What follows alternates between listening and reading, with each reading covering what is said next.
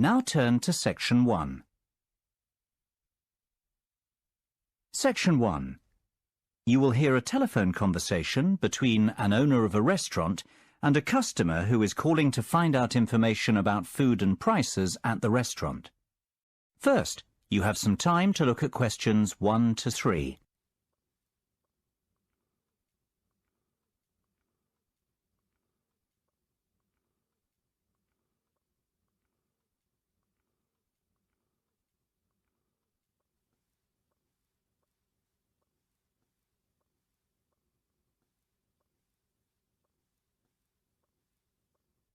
Now we shall begin.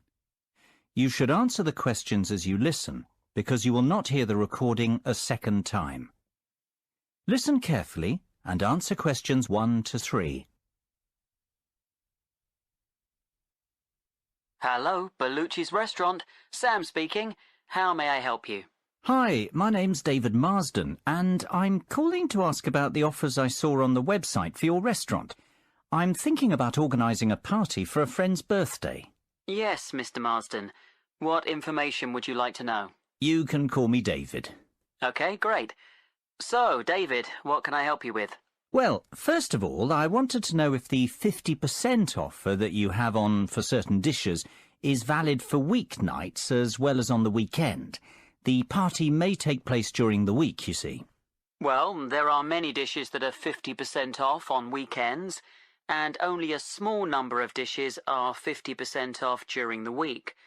For example, the spaghetti bolognese is 50% off on whatever day you come in during this month, and lasagnas and steaks are 50% off on our most busy days, which are Saturday and Sunday. Would you be able to do a discount on the lasagnas if there was a large group of people coming in during the week? We can only do a 25% discount. But we can do a 50% discount for large groups on any dessert you have with the lasagna. Well, that sounds like a good deal. There are many other offers that we have on at the moment as well. What about drinks? Are there any discounts on drinks? Yes, of course. For every 3 bottles of house red or white wine ordered, you will get a bottle free. So that is 4 bottles of wine for only about £25. If you order 2 bottles of champagne, you will get half a bottle free of charge as well. That sounds like a really good offer. Which house wine do you stock? Most restaurants have French house wine and sometimes Spanish, but I think most of my friends will want to drink Italian wine. We normally serve French as the house wine, but we will be able to find a nice Italian one instead if you prefer. That would be great. What about champagne? We will probably order at least 2 really good bottles. How much would a good bottle cost? Well, you're in luck, because the champagne used to cost £25 per bottle, but now it's only £20 per bottle, so you'll save £5. Before you hear the rest of the conversation, you have some time to look at questions 4 to 10.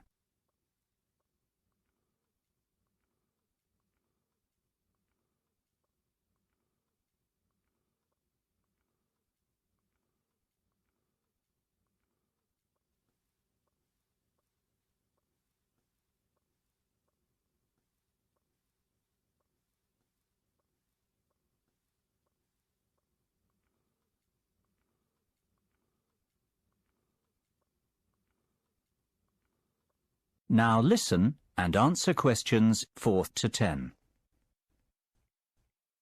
That sounds like a good price based on my experience. Now, what side dishes are on the menu that could be ordered with the lasagnas? Well, we have a range of side dishes. Some go better with the lasagna than others, but of course, it's your choice. The chef's special side dish is a chicken and cheese dish. This may be too heavy to have with lasagna, but we have a selection of salads, such as a mixed salad and a Greek salad. They would be the best option with that main course. Some other side dishes that are popular are tomato bread with herbs and Italian cheese with peppers. That all sounds very tasty, and I'm sure all the people who are coming to the party will like these types of dishes. I might come in during the week to try out some of your food before the party. So, would you like to reserve the table then for your party? Yes, I was wondering if you have any tables free for the 20th of August. I'm afraid we are all booked up on that date, but we can reserve a table for you for the week after, on the 27th of August. Is that okay? Yes, that will be fine. How many people will there be? 15. Can we have the table for 7 o'clock on that evening? Yes, that can be arranged. Please, can I take your phone number for the booking? Yes, it's 01445 333 6451. Okay, that's great. Can I also take your email address to send you information about the restaurant and update you about offers and evening entertainment? Sure, it's david.hamill@worthing.com. david.hamill@worthing.com. Great. Well, I think that's all I need for the moment. We'll be in touch closer to the date when you'll be coming to the restaurant. If you want to ask anything or order anything special, we can cater for most requests. Yes, that would be good, as I'm sure I'll think of something. Bye-bye, David. Speak soon. That is the end of section 1. You now have half a minute to check your answers.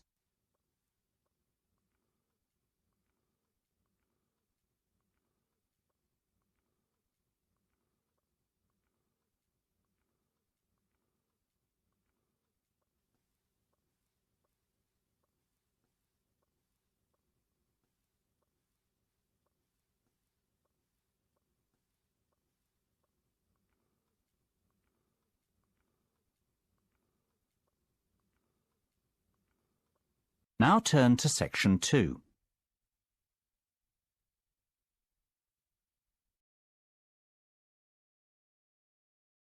Section 2. You will hear an extract from a talk about the history of tennis. First, you will have time to look at questions 11 and 12.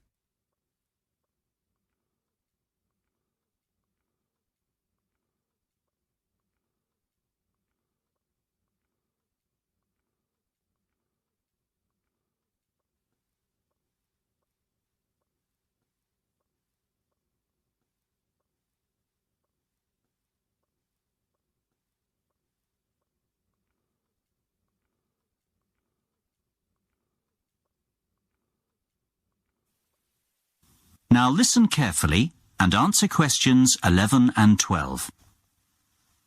Good afternoon and welcome to the programme. Today we have a special programme about the history of tennis in this country, and we also have Steve Mackay in the studio, the all-time great British tennis player, to give us the lowdown on some interesting facts about the sport and other great tennis players. Steve, obviously tennis is one of the most popular sports broadcast on TV today. Can you tell us about the early days of tennis? Well, the medieval form of tennis is known as real tennis and eventually became lawn tennis, which is what we know today. Real tennis changed over 3 centuries from an earlier ball game played around the 12th century in France. This had some similarities to handball. People would hit a ball with a bare hand and later with a glove. People say this game was played by monks in monasteries. By the 16th century, the glove had become a racket. Real tennis spread in popularity throughout royalty in Europe and was the most popular in the 16th century. Before you hear the rest of the conversation, you have some time to look at questions 13 to 20.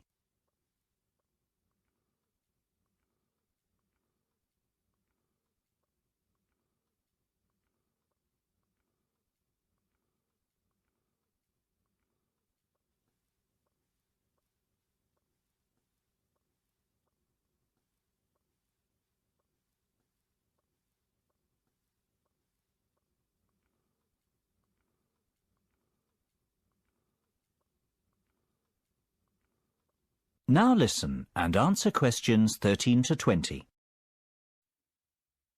It's amazing how the sport has changed then over time, and how technology has helped to advance it with the state-of-the-art tennis rackets that we have today. So, what about the players who will go down in history as the best at this sport? Who do you think will be remembered on the Wall of Fame? Well, obviously I have many favourites, and all tennis players have different styles and will be remembered for different aspects of their game. The first player, though, that has to be mentioned is the great Bjorn Borg. He will go down in history due to the fact that he won 11 Grand Slam singles titles between 1974 and 1981, 5 at Wimbledon and 6 at the French Open. Born in '56 in Sweden, Borg became the youngest winner of the Italian Championship just before his 18th birthday, and 2 weeks later he was the youngest winner of the French Championship. Borg is the only player in the Open era to have won both Wimbledon and the French Open in the same year more than once. Another very important tennis player is Boris Becker. He was born in 1967 in Lyman, West Germany, and he is a 6-time Grand Slam singles champion. Since he retired in 1999 from the professional tour, media work and his personal life have kept him in the headlines. An interesting aspect of his career is the fact that he was the youngest ever male Grand Slam singles champion, winning Wimbledon at 17 years, 7 months. Moving on to our next great player, we have Pete Sampras.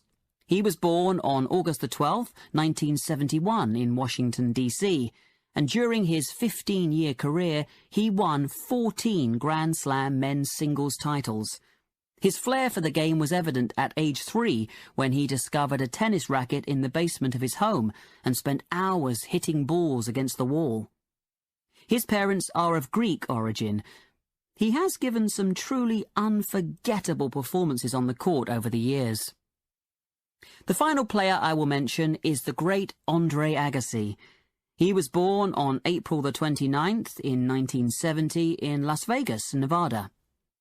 During his career, he won 4 Australian Open titles, 1 French Open, 1 Wimbledon, and 2 US Open, which gives a total of 8 Grand Slam titles. An interesting aspect of his career was that he turned professional at the age of 16, and his first tournament was in La Quinta, California.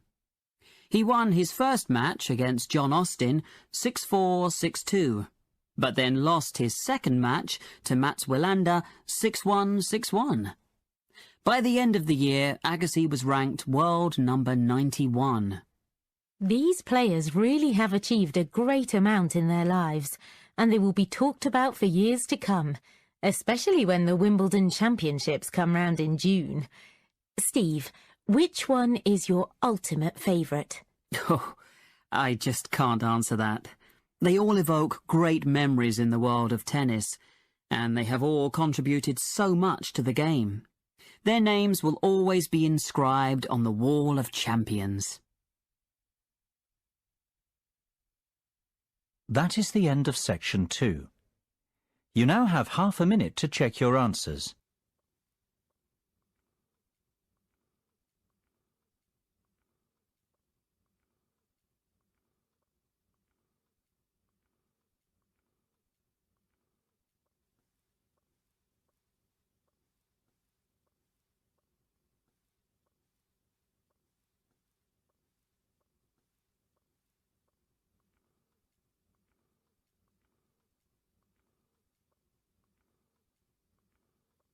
Now turn to section 3.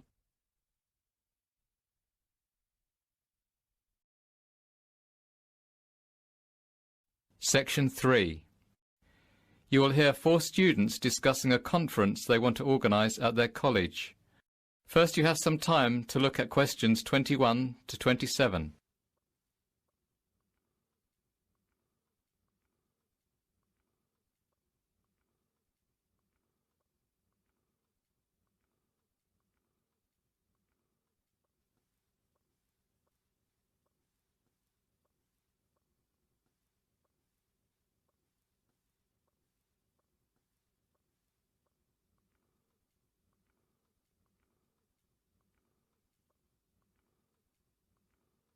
Now listen carefully and answer questions 21 to 27. So, Mr. Peters has finally agreed that we can organise this year's college conference. So, we need to really go through all the most important items in order to establish a general schedule for the conference, and how we are going to put it all together. Yes, I agree. We can't leave things to the last minute, and there are quite a lot of good speakers who have offered their services for this conference. It's important that things go smoothly. Don't forget that Mr. Peters has been against the idea of this conference for the last 2 years. So we need to make it worthwhile and get at least 100 students to attend so that we can prove this is an event that students can benefit from. The most important thing we need to consider is the range of speakers who we will invite to the conference. If they are well respected in their different fields, then the students will be very keen to come and hear the talks. We don't have a massive budget either, so we have to negotiate on the fees that the speakers will charge. Sam, you mentioned before this meeting that you have had some calls from some interesting potential speakers. Can you give us the lowdown on the rough list that you have at the moment? Yes. The main person on my list, who is an expert in the field of business management, is Professor Harmon. He would be good at running workshops where students can discuss how to start a business, and he likes to include role plays, which make the sessions more interesting. Yes, I've heard of him, and people have told me that he is dynamic and interesting. He doesn't like just giving lectures. He likes to get the students involved more in the discussion. We should definitely send him a formal invitation.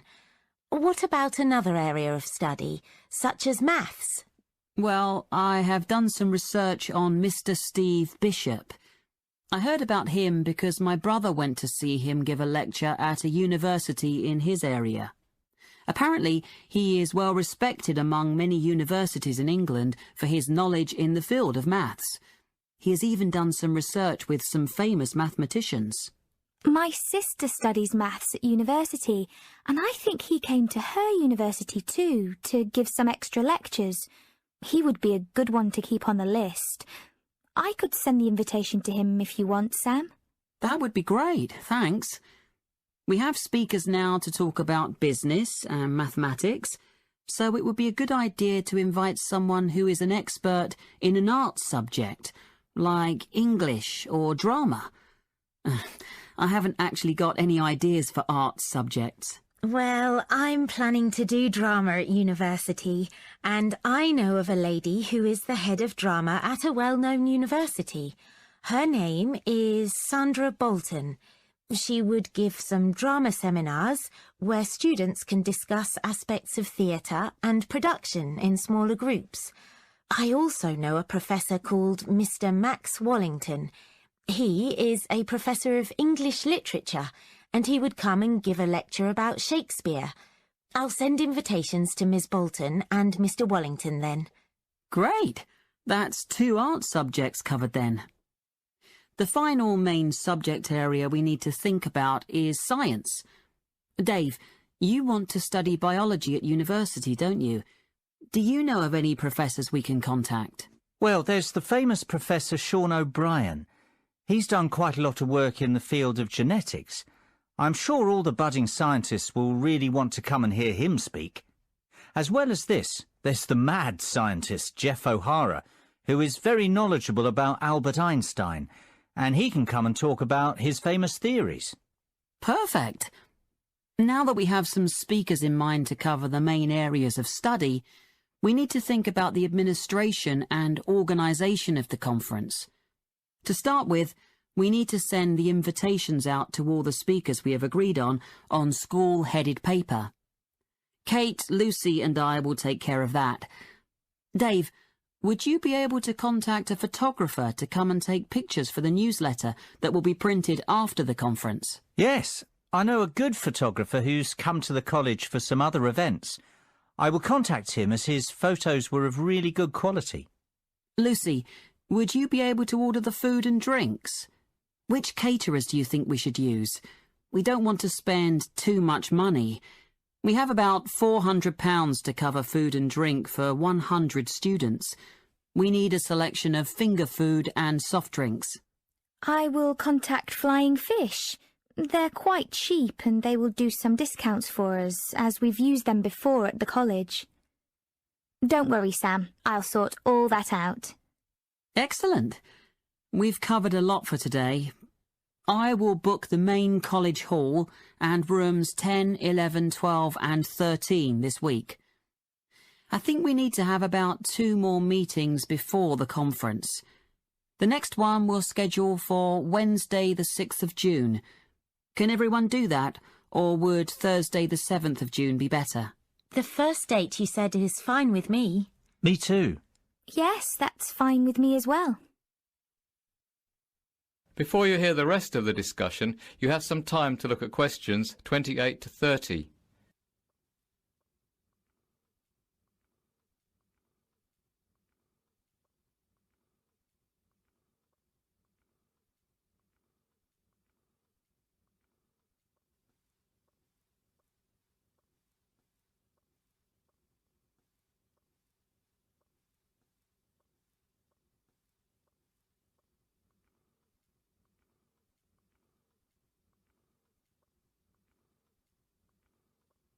Now listen and answer questions 28 to 30. Last thing to mention before we finish up for today is some things that Mr. Peters, our lovely headmaster, has said. As we said at the beginning, he hasn't been so enthusiastic about this conference, and he has given us some rules we have to stick to during the conference. I've made a photocopy of them for everyone. I think we should just go through them now to get them out of the way. Good idea. Well, the first thing Mr. Peters said is that we have to make a record of all the students who attend the conference, as he wants those figures after the event to check that the money he gave us to organise it was worth it. He also wants to know which subject each of the students who attended is going to study at university, to show that we have provided suitable speakers at the conference. He said that he doesn't mind how many speakers we invite, as long as the lectures are well attended. The last requirement was that we help organise the travel arrangements for the speakers. We can discuss the details of this in the next meeting. That all sounds fairly easy to manage. Did Mr. Peters not say anything about tidying up the hall and the rooms after? I would have thought that he would have said something about that. That wasn't something on the list. I could check with him, but the cleaners who clean the college on a regular basis might tidy everything up. They would just have to be paid a bit more. I don't think the conference will produce too much mess anyway. It would be good to get some help with all that anyway. Yes. So, that's everything then. Let's go for lunch now. I'm starving. We can speak about the next lot of things at the next meeting. That is the end of section 3. Now you have half a minute to check your answers.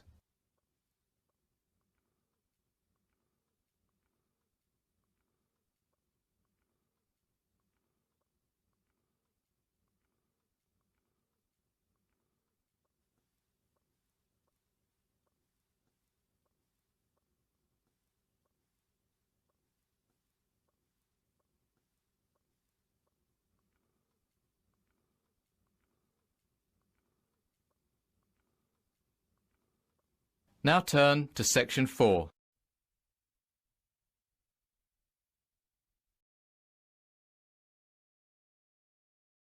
Section 4. You will hear part of a lecture about healthy eating. First, you have some time to look at questions 31 to 40.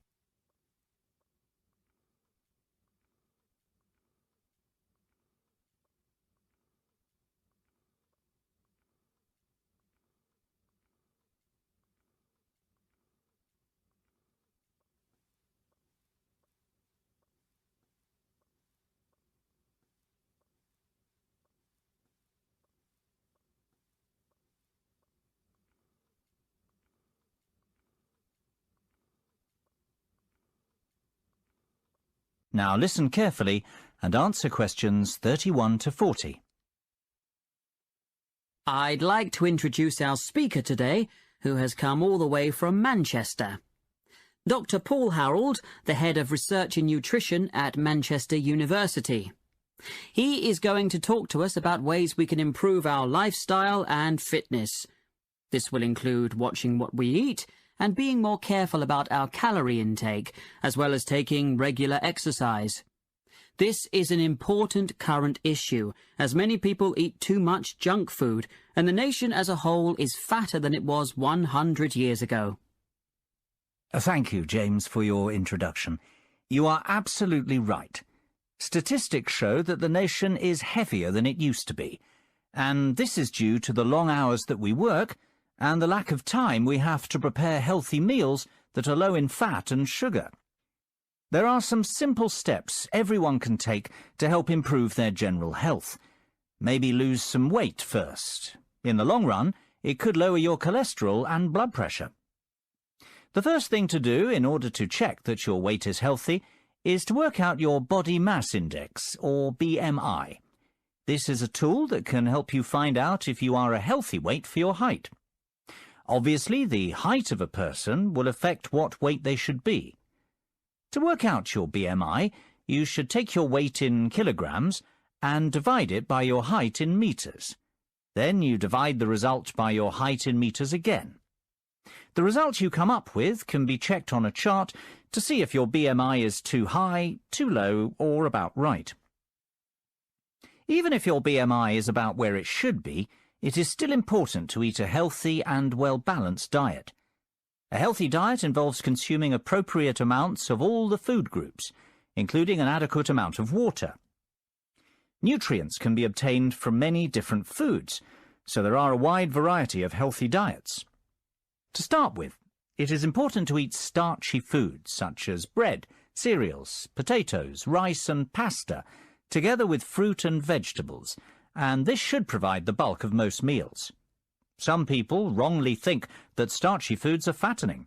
In fact, they contain about half the calories than the same weight of fat. Also, starchy foods often contain a lot of fibre. When you eat starchy foods, you get a feeling of fullness, which helps to control appetite. It is also important to eat at least 5 portions, and ideally 7 to 9 portions, of a variety of fruit or vegetables each day. If you eat a lot of fruit and vegetables, then your chance of developing heart disease, a stroke, or bowel cancer are reduced. You also need a certain amount of protein to keep healthy. However, most people eat more protein than is necessary. You should choose poultry such as chicken or lean meat. There is evidence that eating oily fish helps to protect against heart disease. It is probably the omega-3 fatty acids in the fish oil that help to reduce build-up in the arteries. Aim to eat at least 2 portions of fish per week, one of which should be oily. Obviously, what we eat is highly important, but it is also crucial to do regular exercise, as it strengthens our heart, tones our muscles, and is also good for the mind. We're increasingly living in a world where physical activity has stopped being a day-to-day part of our lives. We have domestic appliances to wash and dry for us, and cars to get us around, and with the decline in manual labour, many of us spend our working days sitting at desks. Adults should do a minimum of 30 minutes moderate-intensity physical activity 5 days a week. You don't have to do the whole 30 minutes in one go. Your half hour could be made up of 3 10-minute bursts of activity spread through the day if you prefer. The activity can be a lifestyle activity, such as walking to the shops, or taking the dog out, or structured exercise, or sport, or a combination of these. But it does need to be of at least moderate intensity. For bone health, activities that produce high physical stresses on the bones are necessary. Well, I hope you've learned some interesting facts from this talk, and that it will help you to change your lifestyles for the better. Thank you for your attention. And I believe that James has some handouts to give you on this subject. James. That is the end of section 4. You now have half a minute to check your answers.